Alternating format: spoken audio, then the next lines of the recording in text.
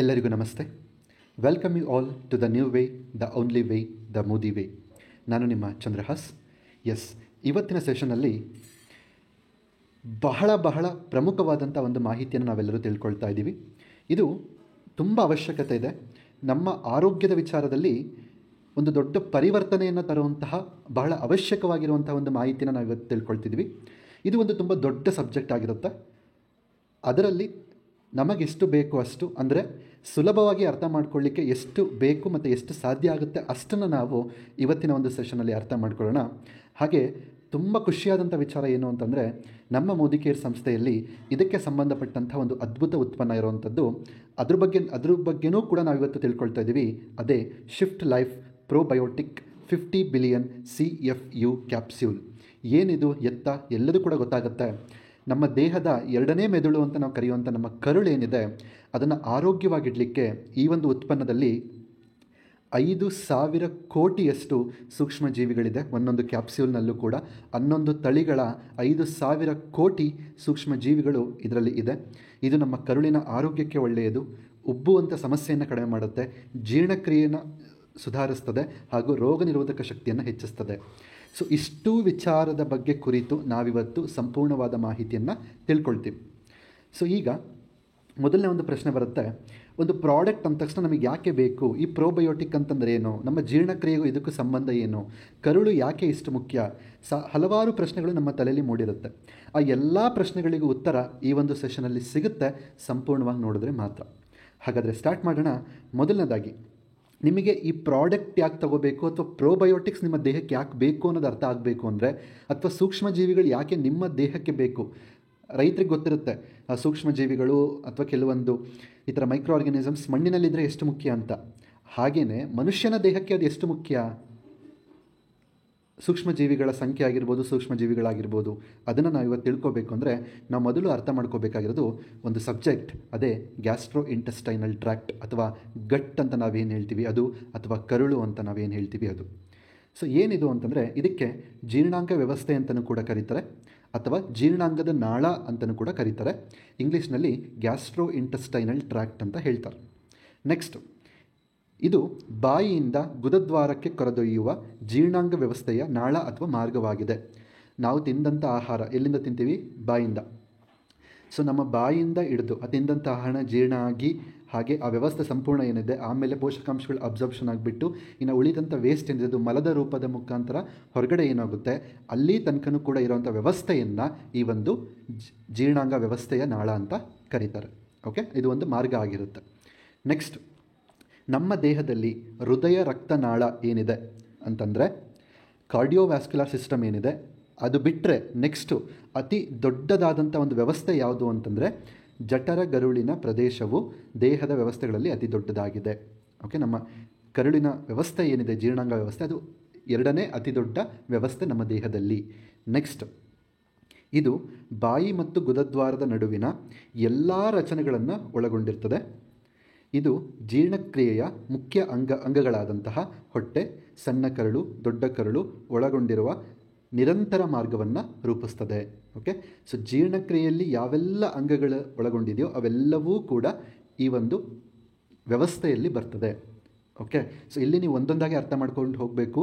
ನಿಮ್ಮ ಕರಳು ಜೀರ್ಣಕ್ರಿಯೆ ವ್ಯವಸ್ಥೆ ಏನಿದೆ ಅದು ಯಾಕೆ ಮುಖ್ಯ, ಎಷ್ಟು ಮುಖ್ಯ, ಆ್ಯಂಡ್ ಅದೆಷ್ಟು ದೊಡ್ಡದಾಗಿದೆ, ಅಲ್ಲೇನೇನಿದೆ, ಅದಕ್ಕೇನು ಬೇಕು, ಅದಕ್ಕೇನಾಗಿದೆ, ಯಾವ ರೀತಿ ಹಾಳು ಮಾಡ್ಕೊಂಡಿದ್ದೀವಿ, ಎಲ್ಲದನ್ನು ಕೂಡ ನೀವು ಇಲ್ಲಿ ತಿಳ್ಕೊಳ್ತಾ ಹೋಗ್ತೀರಾ. ಓಕೆ, ನೆಕ್ಸ್ಟ್ ನೋಡಿ, ವೆರಿ ಇಂಪಾರ್ಟೆಂಟ್. ಇಡೀ ಮಾನವ ಜಠರ ಗರುಳಿನ ಪ್ರದೇಶವು, ನಮ್ಮ ಕರುಳು ಏನಿದೆ ಅದು ಟೋಟಲ್ ಎಷ್ಟಿದೆ ಗೊತ್ತಾ? 9 ಮೀಟರ್, ಅಂದರೆ 30 ಅಡಿಯಷ್ಟು, ಸರಿಸುಮಾರು 30 ಅಡಿಯಷ್ಟು ಉದ್ದವಾಗಿರ್ತದೆ. ನೋಡಿ, ಅಷ್ಟು ದೊಡ್ಡ ವ್ಯವಸ್ಥೆ ನಮ್ಮ ದೇಹದ ಒಳಗಡೆ ಇದೆ. ಓಕೆ, ನೆಕ್ಸ್ಟ್, ಮಾನವನ ಕರುಳಿನ ಸೂಕ್ಷ್ಮ ಜೀವಿಯು ಸುಮಾರು 4,000 ವಿಭಿನ್ನ ಬ್ಯಾಕ್ಟೀರಿಯಾ, ಆರ್ಕಿಯಾ, ವೈರಸ್ಗಳು ಹಾಗೂ ಯುಕ್ಯಾರಿಯೋಟ್ಗಳಿಂದ ಮಾಡಲ್ಪಟ್ಟಿದೆ. ಅಂದರೆ ನಿಮ್ಮ ಕರುಳಿನಲ್ಲಿ ಎಷ್ಟು ಸೂಕ್ಷ್ಮ ಜೀವಿಗಳಿದೆ? 4,000 ವಿಭಿನ್ನ ರೀತಿಯ ಸೂಕ್ಷ್ಮ ಜೀವಿಗಳು ಇರ್ತದೆ. ಇದು ಇರಲೇಬೇಕು. ಇದಿರೋದ್ರಿಂದನೇ ನಿಮ್ಮ ರೋಗ ನಿರೋಧಕ ಶಕ್ತಿ ಆರೋಗ್ಯವಾಗಿರುವಂಥದ್ದು, ಚಯಾಪಚಯ ಕ್ರಿಯೆ ನಿರ್ವಹಣೆಯಲ್ಲಿರುವಂಥದ್ದು, ಅಂದರೆ ಅದಾಗುವಂಥದ್ದು. ಈ ರೋಗ ನಿರೋಧಕ ಶಕ್ತಿಗೆ ಸಂಬಂಧಪಟ್ಟ ಹಾಗೆ, ಚಯಾಪಚಯ ಕ್ರಿಯೆಗೆ ಸಂಬಂಧಪಟ್ಟ ಹಾಗೆ ತುಂಬ ರೀತಿಯ ವೈವಿಧ್ಯಮಯ ಕ್ರಿಯೆಗಳು ಆ ಒಂದು ನಿಮ್ಮ ಕರುಳಿನಲ್ಲಿ ಆಗ್ತಾ ಇರುತ್ತೆ. ಇದೆಲ್ಲದೂ ಆಗಬೇಕಂದ್ರೆ ಆ 4,000 ವಿಭಿನ್ನ ಸೂಕ್ಷ್ಮ ಜೀವಿಗಳ ಪಾತ್ರ ಬಹಳ ದೊಡ್ಡದಾಗಿರುತ್ತೆ.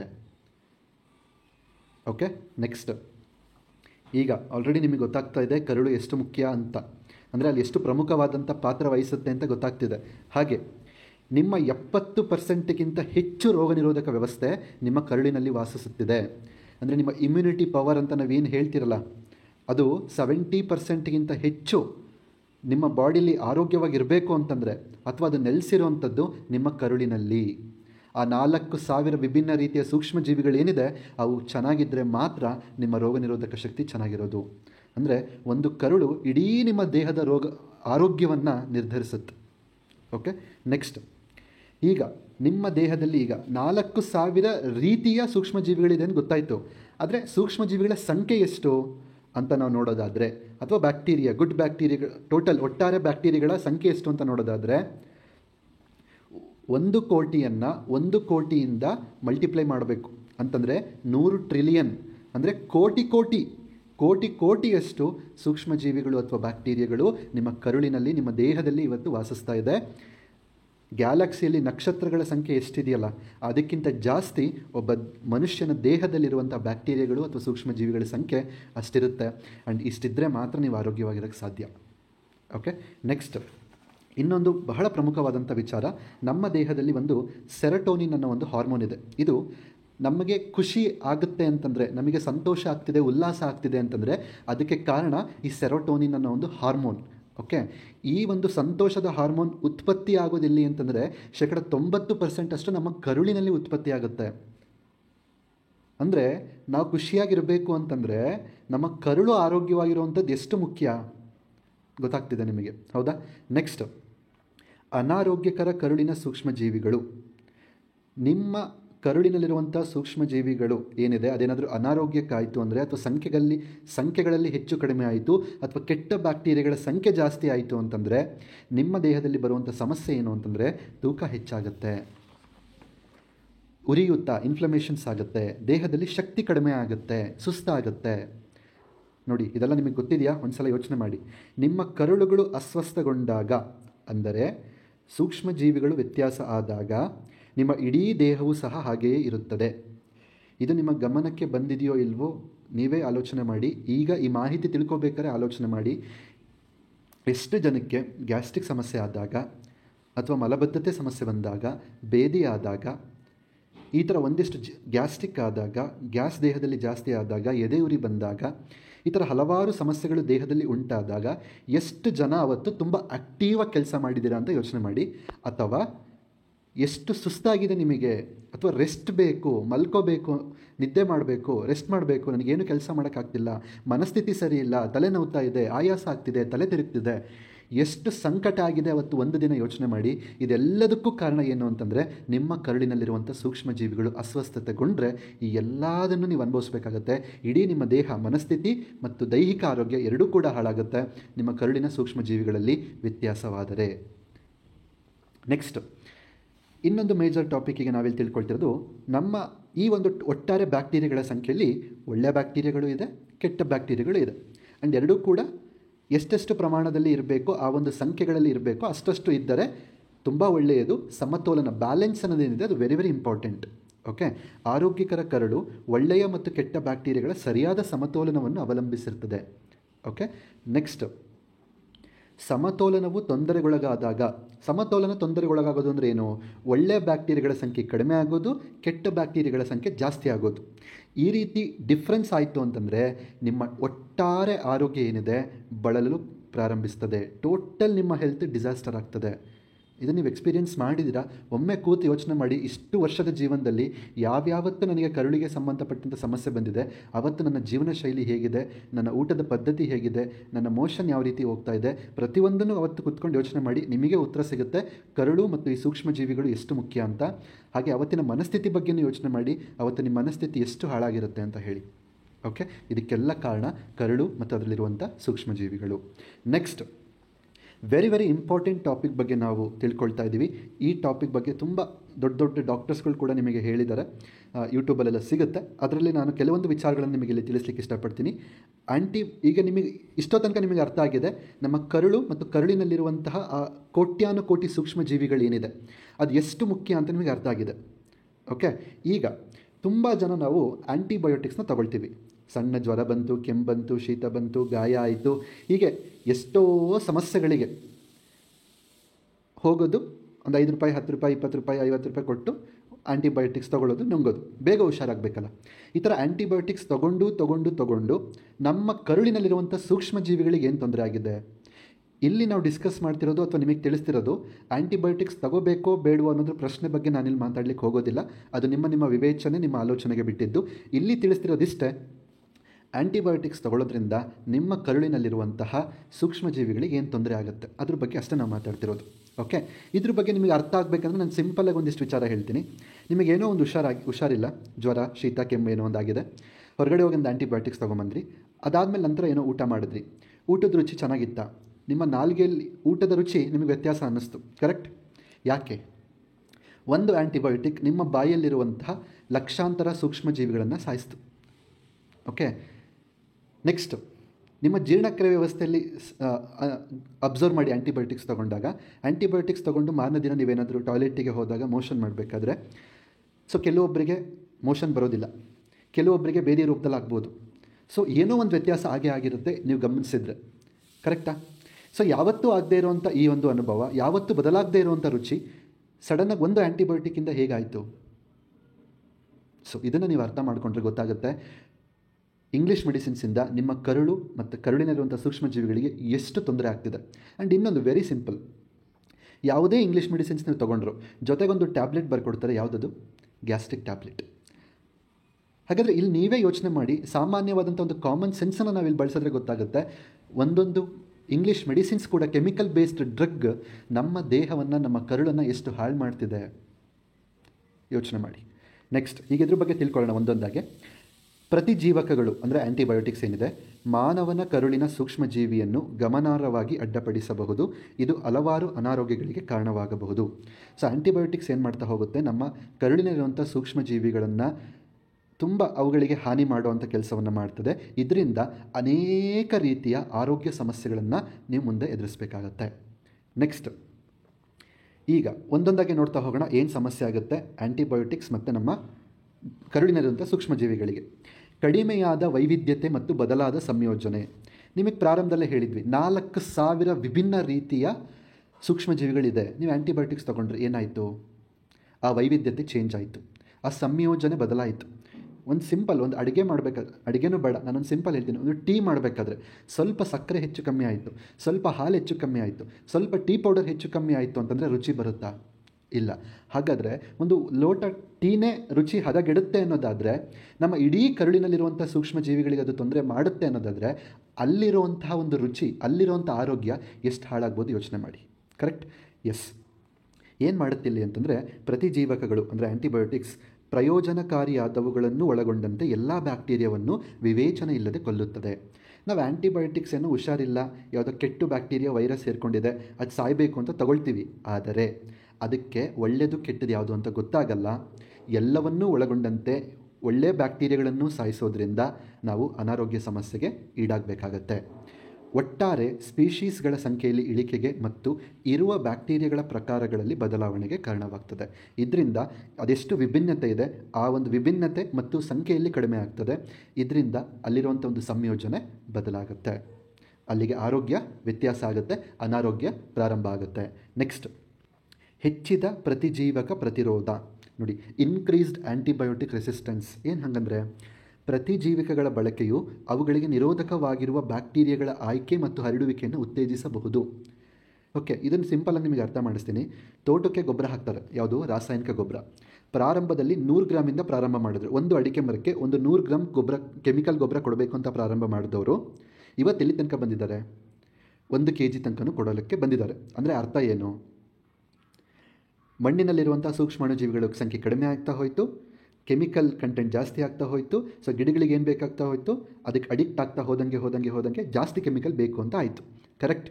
ಇದೇ ಥರನೇ ಇಲ್ಲೇನಾಗುತ್ತೆ, ನಮ್ಮ ದೇಹದಲ್ಲಿ ಆ್ಯಂಟಿಬಯೋಟಿಕ್ಸ್ನ ನೀವು ಜಾಸ್ತಿ ತೊಗೊಂಡಾಗ ಕೆಟ್ಟು ಬ್ಯಾಕ್ಟೀರಿಯಾಗಳೇನಿದೆ, ನೀವು ಪದೇ ಪದೇ ಆ್ಯಂಟಿಬಯೋಟಿಕ್ಸ್ ತೊಗೊಂಡ್ರೆ ಕೆಟ್ಟು ಬ್ಯಾಕ್ಟೀರಿಯಾಗಳು ಏನು ಮಾಡುತ್ತೆ, ಆ ಆ್ಯಂಟಿಬಯೋಟಿಕ್ಗೆ ಅಡ್ಜಸ್ಟ್ ಆಗಿಬಿಡುತ್ತೆ. ಅಡ್ಜಸ್ಟ್ ಆಗಿ ಇದೇ ಆ್ಯಂಟಿಬಯೋಟಿಕ್ ನನಗೆ ಗೊತ್ತಿದ್ದು, ನಾನು ತಿಂತೀನಿ ಅಂತ ಅದ್ರ ಆ ಒಂದು ವಾತಾವರಣದಲ್ಲಿ ಆರಾಮಾಗಿರುತ್ತೆ. ಹಿಂಗೆ ಆಗ್ತಾ ಏನಾಗುತ್ತೆ, ಆ ಆ್ಯಂಟಿಬಯೋಟಿಕ್ಸ್ ತಗೊಳ್ತಾ ಸೂಕ್ಷ್ಮಜೀವಿಗಳೇನಿದೆ, ಕೆಟ್ಟ ಸೂಕ್ಷ್ಮಜೀವಿಗಳು ಅಥವಾ ಬ್ಯಾಕ್ಟೀರಿಯಾಗಳು, ವೈರಸ್ಗಳು ಏನಿದೆ ನಮ್ಮ ದೇಹದಲ್ಲಿ, ಅವು ತುಂಬ ಸ್ಟ್ರಾಂಗ್ ಆಗ್ತಾ ಹೋಗುತ್ತೆ. ಸ್ಟ್ರಾಂಗ್ ಆದಾಗ ಅವನ್ನ ಸೂಪರ್ ಬಗ್ಸ್ ಅಂತ ಕರೀತಾರೆ. ಅವಾಗ ನೀವು ಎಷ್ಟೇ ಆ್ಯಂಟಿಬಯೋಟಿಕ್ಸ್ ಕೊಟ್ಟರು ಬೇಗ ಹುಷಾರಾಗಲ್ಲ, ಬೇಗ ಜ್ವರ ಕಮ್ಮಿ ಆಗಲ್ಲ. ಯಾಕೆಂದರೆ ಅವು ಸ್ಟ್ರಾಂಗ್ ಆಗಿಬಿಟ್ವು. ಮುಂಚೆ 10 ರೂಪಾಯಿ ಆ್ಯಂಟಿಬಯೋಟಿಕ್ಸ್ ತೊಗೊಳ್ತಿದ್ದವರು ಇವತ್ತು 1000 ರೂಪಾಯಿ ಆ್ಯಂಟಿಬಯೋಟಿಕ್ಸ್ ತೊಗೊಂಡ್ರೂ ಕೂಡ ಬೇಗ ಹುಷಾರಾಗೋದಿಲ್ಲ. ಆ ಪರಿಸ್ಥಿತಿಗೆ ಹೋಗುವಂಥ ಪರಿಸ್ಥಿತಿಯನ್ನು ನಾವು ತಂದ್ಕೊಂಡಿದ್ದೀವಿ. ಅರ್ಥ ಆಗ್ತಿದೆಯಲ್ಲ? ಅಂದರೆ ಒಳಗಡೆ ಇರುವಂಥ ಕೆಟ್ಟ ಬ್ಯಾಕ್ಟೀರಿಯಾಗಳು ಏನು ಸೇರಿಕೊಂಡಿದೆ ಜ್ವರಕ್ಕೆ ಮತ್ತು ಶೀತಕ್ಕೆ ಅಥವಾ ಯಾವುದೇ ಒಂದು ರೋಗಕ್ಕೆ, ಅವು ತುಂಬ ಸ್ಟ್ರಾಂಗ್ ಆಗ್ತಾ ಹೋಗುತ್ತೆ. ಅವಾಗ ನೀವು ಬೇಗ ಹುಷಾರಾಗೋದಿಲ್ಲ. ಓಕೆ, ಇದರಿಂದ ರೋಗ ನಿರೋಧಕ ವ್ಯವಸ್ಥೆ ಕೆಟ್ಟು ಹೋಗುತ್ತೆ. ಓಕೆ, ಇದರಿಂದ ಏನಾಗುತ್ತೆ, ಭವಿಷ್ಯದಲ್ಲಿ ಸೋಂಕನ್ನು ಕಡಿಮೆ ಮಾಡಲಿಕ್ಕೆ ಅಥವಾ ಚಿಕಿತ್ಸೆ ನೀಡಲಿಕ್ಕೆ ತುಂಬ ಕಷ್ಟ ಆಗುತ್ತೆ. ಸೊ ನಾನು ಇಲ್ಲಿ ಏನೇನು ಹೇಳ್ತಿದ್ದೀನಿ ಇದೆಲ್ಲದು ಫ್ಯಾಕ್ಟ್, ಹೌದೋ ಅಲ್ವೋ? ಆ್ಯಂಡ್ ಇದೆಲ್ಲದು ನಿಮ್ಮ ಜೀವನದಲ್ಲಿ ಆಲ್ರೆಡಿ ನಡೀತಿರೋವಂಥದ್ದೇ. ಜಸ್ಟ್ ಅಬ್ಸರ್ವ್ ಮಾಡಬೇಕಷ್ಟೆ. ಯಾಕೆ ಮುಂಚೆ ಆ್ಯಂಟಿಬಯೋಟಿಕ್ಸ್ ಕಮ್ಮಿ ಇತ್ತು, ಇವತ್ತು ಯಾಕೆ ಆ್ಯಂಟಿಬಯೋಟಿಕ್ಸ್ಗಳ ಸಂಖ್ಯೆ ಜಾಸ್ತಿ ಆಗಿದೆ, ಅಥವಾ ಡಾಕ್ಟ್ರು ಯಾಕೆ ಜಾಸ್ತಿ ಬರೀತಿದ್ದಾರೆ, ನೀವು ಜಸ್ಟ್ ಅಬ್ಸರ್ವ್ ಮಾಡಿದ್ರೆ ನಿಮಗೆ ಆನ್ಸರ್ ಸಿಗುತ್ತೆ. ನೆಕ್ಸ್ಟ್, ಚಯಾಪಚಯ ಬದಲಾವಣೆಗಳು ಅಂದರೆ ಮೆಟಬಾಲಿಸಮ್. ಕರುಳಿನ ಸೂಕ್ಷ್ಮಜೀವಿಯು ಜೀರ್ಣಕ್ರಿಯೆ ಮತ್ತು ಚಯಾಪಚಯ ಕ್ರಿಯೆಯಲ್ಲಿ ಪ್ರಮುಖ ಪಾತ್ರ ವಹಿಸುತ್ತದೆ. Very important. ನಮ್ಮ ಕರುಳಿನಲ್ಲಿರುವಂಥ ಸೂಕ್ಷ್ಮಜೀವಿಗಳೇನಿದೆ, ಡೈಜೆಷನ್ನಲ್ಲಿ ಮತ್ತು ಮೆಟಬಾಲಿಸಮ್ ಪ್ರೋಸೆಸ್ಸಲ್ಲಿ ತುಂಬ ಪ್ರಮುಖವಾದಂಥ ಪಾತ್ರ ವಹಿಸ್ತದೆ. ಯಾವಾಗ ನಾವು ಆ್ಯಂಟಿಬಯೋಟಿಕ್ಸ್ ತೊಗೊಳ್ತೀವಿ, ಅದರಿಂದ ಸೂಕ್ಷ್ಮಜೀವಿಗಳಲ್ಲಿ ಬದಲಾವಣೆ ಆಗ್ತದೆ, ಸಂಖ್ಯೆಗಳಲ್ಲಿ ಏರಿಳಿತವಾಗ್ತದೆ. ಆವಾಗ ದೇಹದಲ್ಲಿ ಏನಾಗುತ್ತೆ, ಪೋಷಕಾಂಶಗಳ ಹೀರಿಕೊಳ್ಳುವಿಕೆ ಮತ್ತು ಒಟ್ಟಾರೆ ಚಯಾಪಚಯ ಆರೋಗ್ಯದ ಮೇಲೆ ಪರಿಣಾಮ ಬೀರುತ್ತದೆ. ದೇಹದಲ್ಲಿ ಪೋಷಕಾಂಶಗಳ ಹೀರಿಕೊಳ್ಳುವಿಕೆ ಏನಿದೆ ಕಡಿಮೆ ಆಗುತ್ತೆ. ಚಯಾಪಚಯ ಏನಿದೆ, ಮೆಟಬಾಲಿಸಮ್, ಸೊ ತಿಂದಂಥ ಆಹಾರ ಶಕ್ತಿಯಾಗಿ ಬದಲಾಗೋದು, ಸೊ ಆ ಒಂದು ಪ್ರೋಸೆಸ್ ಅದ್ರ ಮೇಲೂ ಕೂಡ ಅಫೆಕ್ಟ್ ಆಗ್ತದೆ.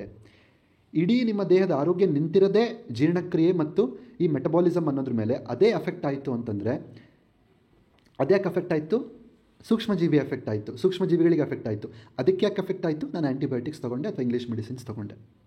ಕರೆಕ್ಟ್? ಎಸ್. ನೆಕ್ಸ್ಟ್, ರೋಗಕಾರಕಗಳಿಗೆ ಒಳಗಾಗುವಿಕೆಯನ್ನು ಹೆಚ್ಚಿಸುತ್ತದೆ. ಅಂದರೆ ಇನ್ನೂ ಹೆಚ್ಚು ನಮಗೆ ಆ ಒಂದು ರೋಗಗಳನ್ನು ತರುವಂಥ ಪ್ಯಾಥೋಜನ್ಸ್ ಏನಿರುತ್ತೆ, ರೋಗಕಾರಕಗಳು ಅಂತ ನಾವೇನು ಹೇಳ್ತೀವಿ, ಅವು ಈಸಿಯಾಗಿ ನಮ್ಮ ದೇಹದ ಒಳಗಡೆ ಸೇರಿಕೊಳ್ಳಿಕ್ಕೆ ನಾವು ಜಾಗ ಮಾಡಿಕೊಟ್ಟಂಗೆ ಆಗುತ್ತೆ.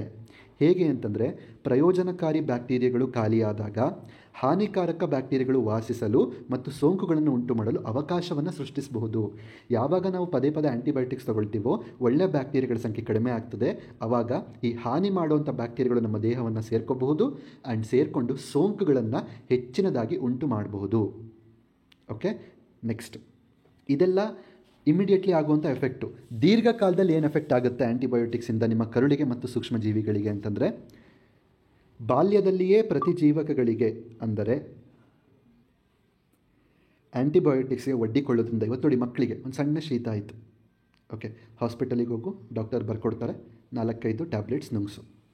ಅಂದರೆ ಪ್ರಾರಂಭದಿಂದ ನಾವು ರೋಗ ನಿರೋಧಕ ಶಕ್ತಿ ಇಂಪ್ರೂವ್ಮೆಂಟ್ ಕೊಡೋಕ್ಕೆ ಮಕ್ಕಳಿಗೆ ಗಮನ ಹರಿಸೋ ಬದಲು ಇಮಿಡಿಯೇಟ್ಲಿ ನಮ್ಮ ಹತ್ರ ಒಂದು ಪರಿಹಾರ ಇದೆ ಅಂತ ಹೇಳಿ ಹಾಸ್ಪಿಟಲಿಗೆ ಹೋಗಿ ಏನು ಮಾಡ್ತಾ ಇದ್ದೀವಿ, ಆ್ಯಂಟಿಬಯೋಟಿಕ್ಸ್ನ ಕೊಡೋದ್ರಿಂದ ಇವತ್ತೇನಾಗ್ತಿದೆ ಅಂತಂದರೆ ಬೊಜ್ಜು ಜಾಸ್ತಿ ಆಗುತ್ತೆ. ಆ್ಯಂಟಿಬಯೋಟಿಕ್ಸ್ ಪದೇ ಪದೇ ತೊಗೊಳೋದ್ರಿಂದ ಬೊಜ್ಜು ಜಾಸ್ತಿ ಆಗ್ಬೋದು, ಅಲರ್ಜಿ ಜಾಸ್ತಿ ಆಗುತ್ತೆ. ಆ್ಯಂಡ್ ಇವತ್ತು ಅಸ್ತಮಾ ಅನ್ನೋ ಒಂದು ಸಮಸ್ಯೆ ಏನಿದೆ, ಇದು ಹೆಚ್ಚಾಗ್ಲಿಕ್ಕೆ ಕಾರಣವೇ ಈ ಒಂದು ಆ್ಯಂಟಿಬಯೋಟಿಕ್ಸ್.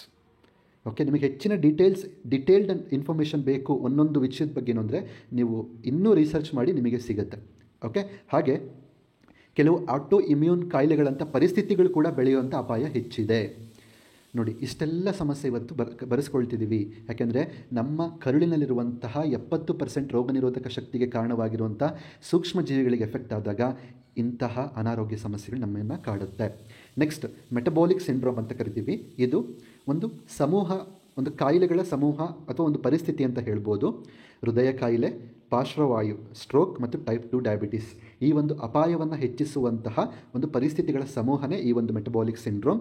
ಇದು ನಿಮ್ಮಲ್ಲಿ ಜಾಸ್ತಿ ಆಗೋ ಸಾಧ್ಯತೆ ಇರ್ತದೆ. ನೆಕ್ಸ್ಟ್, ಟೈಪ್ 1 ಮಧುಮೇಹದಂತಹ ಆಟೋ ಇಮ್ಯೂನ್ ಕಾಯಿಲೆಗಳು ಅಭಿವೃದ್ಧಿ ಆಗುವಂಥ ಒಂದು ಸಾಧ್ಯತೆ ಇರ್ತದೆ.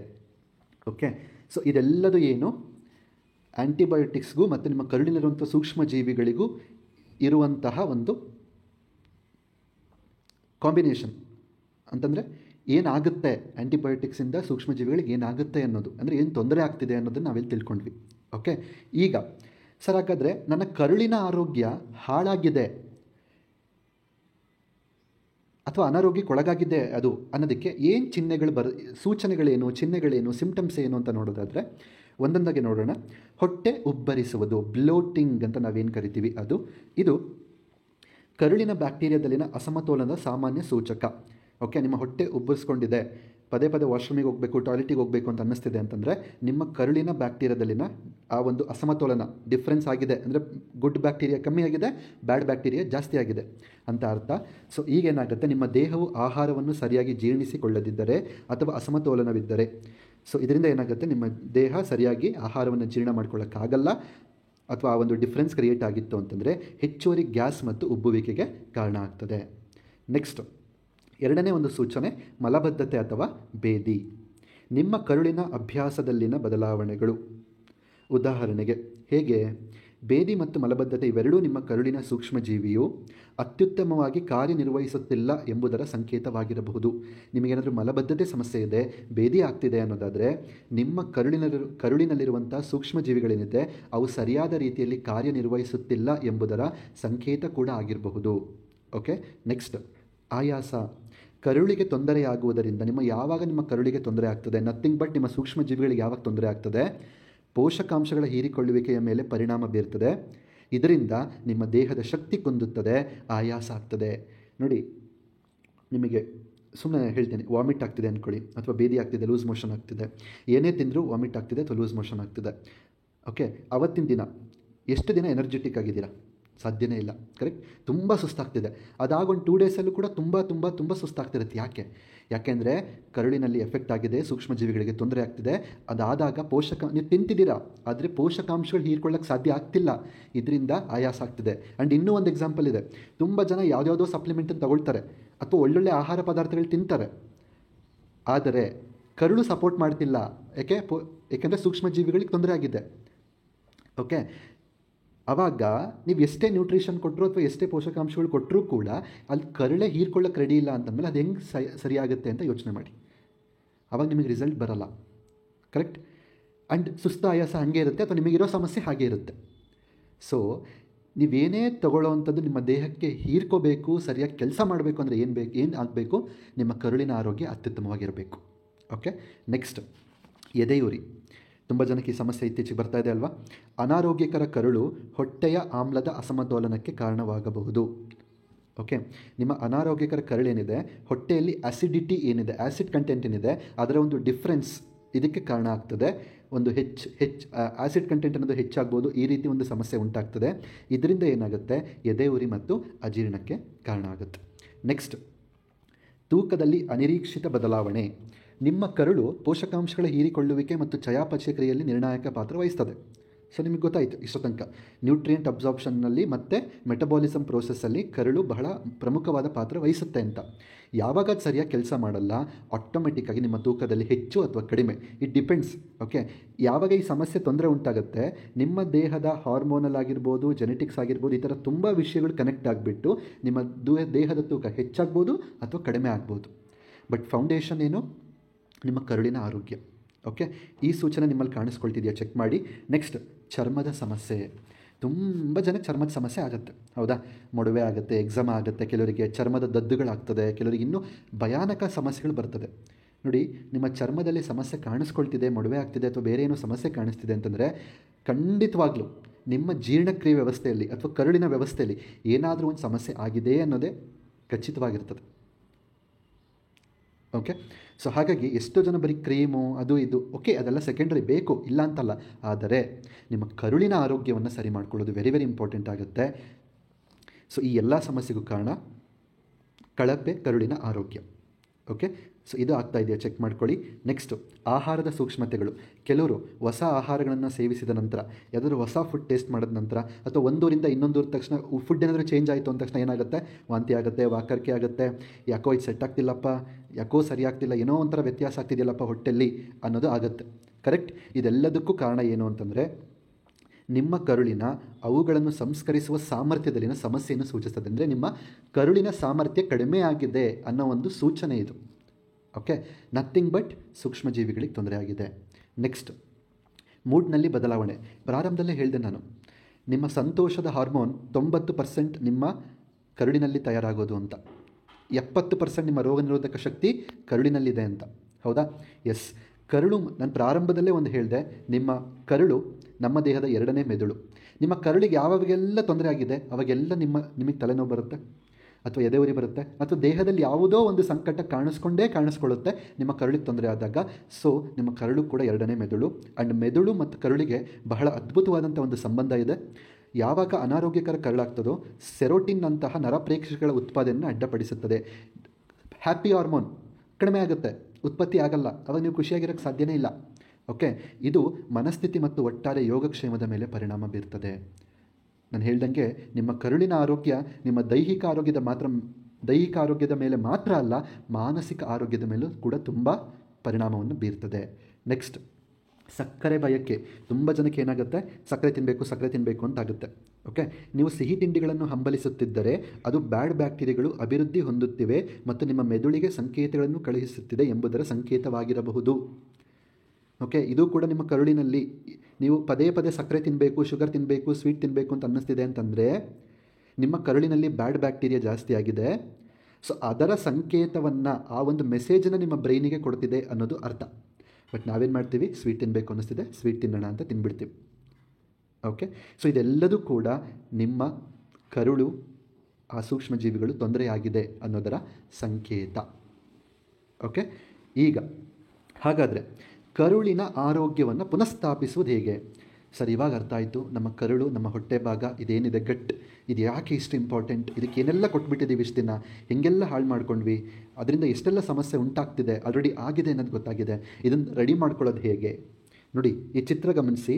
ನಿಮ್ಮ ಬಾಯಿಯಿಂದ ಹಿಡಿದು ಕೊನೆಯವರೆಗೂ ಕೂಡ, ಕರುಳಿನ ತನಕನೂ ಕೂಡ, ಇಂಟೆಸ್ಟೈನ್ಸ್ ಆಗಿರ್ಬೋದು, ಎಲ್ಲ ಭಾಗದಲ್ಲೂ ಕೂಡ ಲಕ್ಷಾಂತರ ಕೋಟ್ಯಾಂತರ ಸೂಕ್ಷ್ಮಜೀವಿಗಳು ನಿಮ್ಗಳಿಗೋಸ್ಕರ ಕೆಲಸ ಮಾಡ್ತಿದೆ.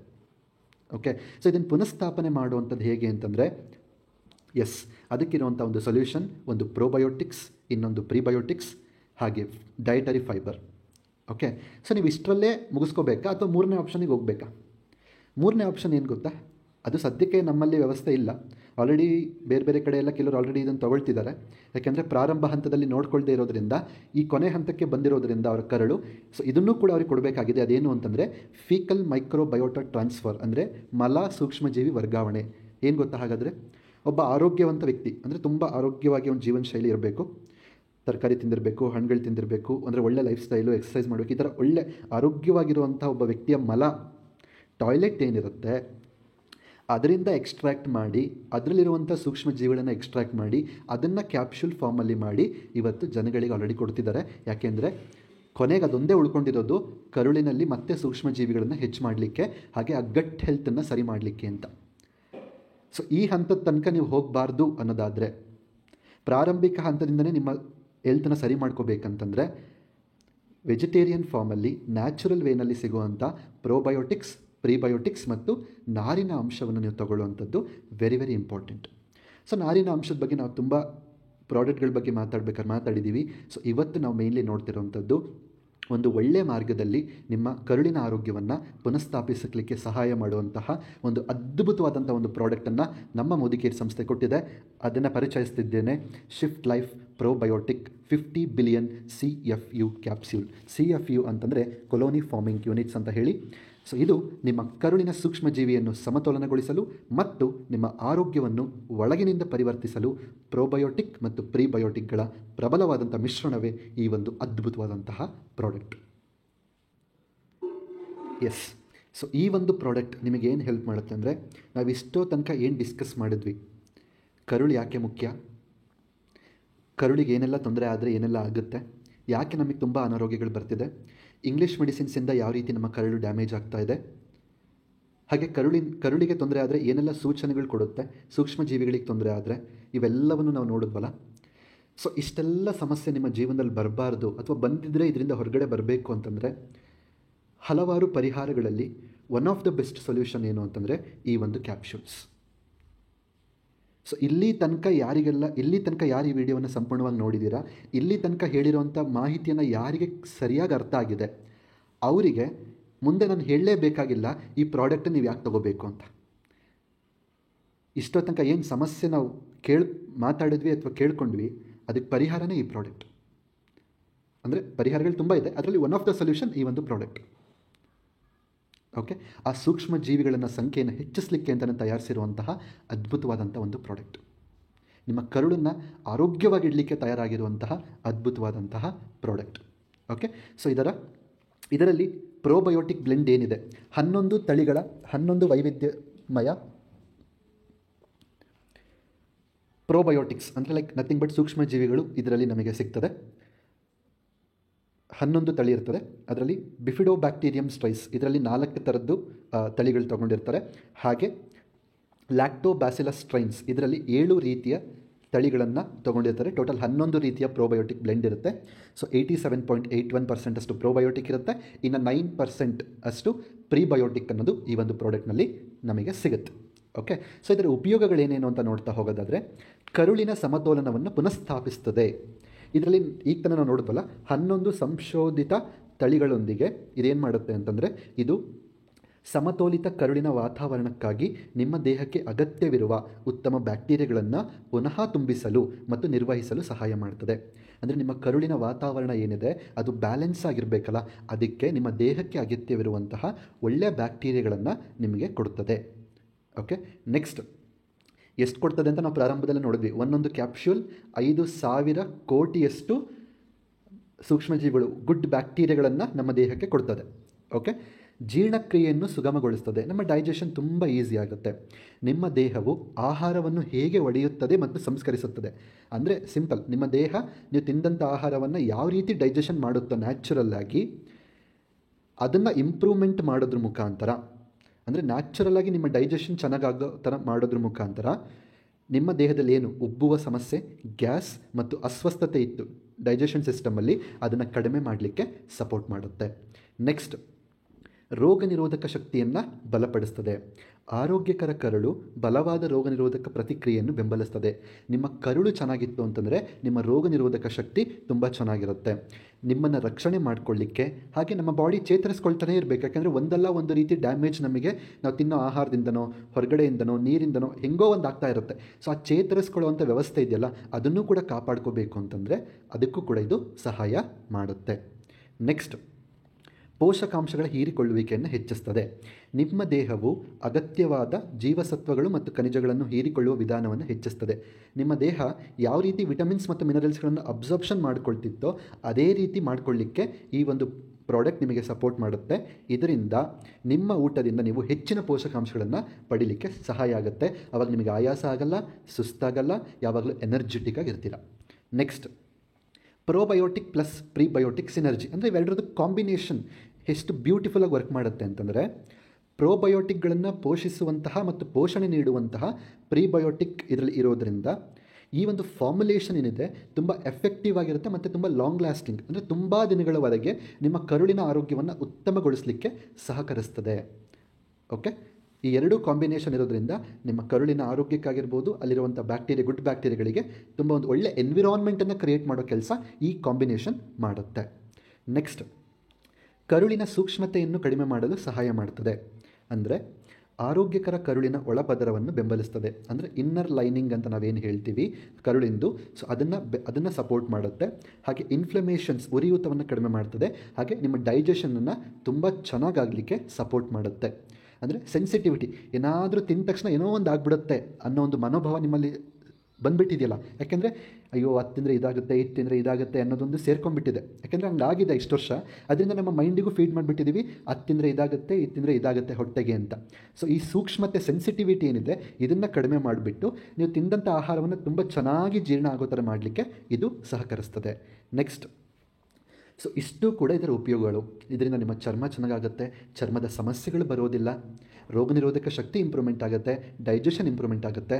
ಆಮೇಲೆ ಇನ್ನೊಂದು ವಿಚಾರ ನೀವು ಅರ್ಥ ಮಾಡ್ಕೋಬೇಕಾಗಿರೋದು, ನಿಮ್ಮ ಕರುಳಿನ ಆರೋಗ್ಯ ಅಂದರೆ ನಿಮ್ಮ ಜೀರ್ಣಕ್ರಿಯೆಯ ಆರೋಗ್ಯ ಡಿಪೆಂಡ್ ಆಗಿರೋದು ಯಾವುದ್ರ ಮೇಲೆ, ನಿಮ್ಮ ಸೂಕ್ಷ್ಮ ಜೀವಿಗಳು ಅಥವಾ ಗುಡ್ ಬ್ಯಾಕ್ಟೀರಿಯಾ ಮೇಲೆ. ಇದಿಷ್ಟು ಕೂಡ ಸರಿಯಾಗಿತ್ತು ಅಂತಂದರೆ ನೀವು 90 to 95% ಕಾಯಿಲೆಗಳಿಂದ ದೂರ ಇರ್ತೀರ. ಓಕೆ, ನಿಮ್ಮ ಈ ಆರೋಗ್ಯ ಸರಿ ಇತ್ತು ಅಂತ, ಯಾಕೆಂದರೆ ರೋಗ ನಿರೋಧಕ ಶಕ್ತಿ ಇರೋದು ಅಲ್ಲೇ, ನಮ್ಮ ಮನಸ್ಥಿತಿ ಖುಷಿಯಾದ ಹಾರ್ಮೋನ್ ಇರೋದು ಅಲ್ಲೇ, ಪ್ರತಿಯೊಂದು ಇರುವಂಥದ್ದು ನಮ್ಮ ಕರುಳಿನಲ್ಲಿ.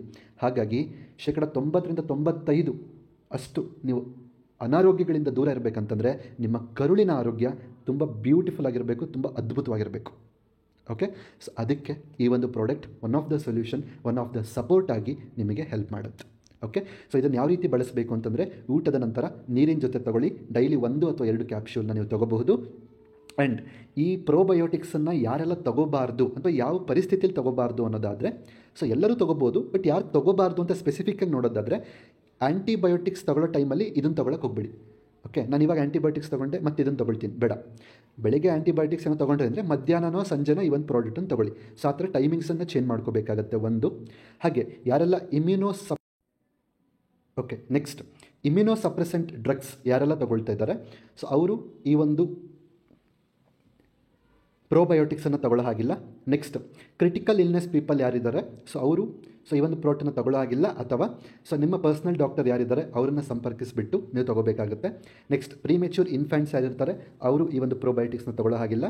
ಸ್ಪೆಸಿಫಿಕ್ ಮೆಡಿಕಲ್ ಕಂಡೀಷನ್ಸ್ ಕೆಲವರಲ್ಲಿ ಇರುತ್ತೆ, ಸೊ ಅವರು ಕೂಡ ತಗೊಳ್ಳೋ ಹಾಗಿಲ್ಲ, ಅಥವಾ ಕೆಲವೊಬ್ಬರು ತಗೊಳ್ಳೋ ಪರಿಸ್ಥಿತಿ ಇರುತ್ತೆ, ಬಟ್ ಅವರ ಪರ್ಸ್ನಲ್ ಡಾಕ್ಟರ್ನ ಕೇಳಿಬಿಟ್ಟು ಈ ಥರ ಪ್ರೋಬಯೋಟಿಕ್ಸ್ ಸಪ್ಲಿಮೆಂಟ್ಸ್ನ ತೊಗೋಬೋದಾ ಇಲ್ವೋ ಅಂತ ಕೇಳಿಬಿಟ್ಟು ತೊಗೋಬೇಕಾಗತ್ತೆ.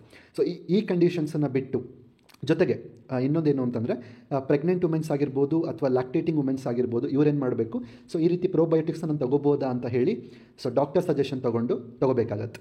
ಸೊ ಈ ವ್ಯಕ್ತಿಗಳು ಅಥವಾ ಈ ಕಂಡೀಷನ್ಸ್ ಬಿಟ್ಟು ಇನ್ನುಳಿದಂಥ ಎಲ್ಲರೂ ಕೂಡ ಈ ಪ್ರೋಬಯೋಟಿಕ್ ಸಪ್ಲಿಮೆಂಟನ್ನು ಆರಾಮಾಗಿ ತೊಗೋಬೋದು.